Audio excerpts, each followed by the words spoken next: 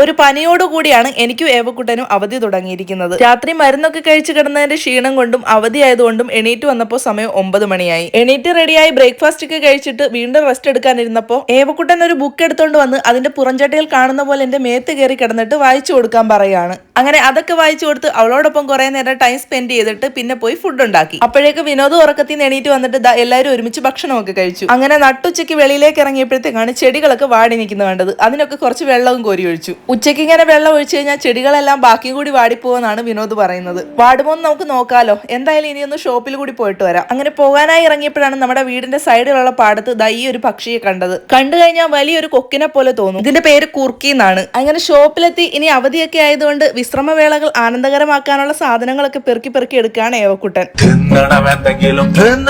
അതെ, അങ്ങനെ ഷോപ്പിംഗ് ഒക്കെ കഴിഞ്ഞ് ഒരു ഐസ്ക്രീം വാങ്ങിച്ച് നമ്മളിതാ വീട്ടിലേക്ക് മടങ്ങുമ്പോഴും പാടത്ത് കണ്ടിരുന്ന ആ ഒരു പക്ഷി അപ്പോഴും അവിടെ തന്നെ നിപ്പുണ്ടായിരുന്നു.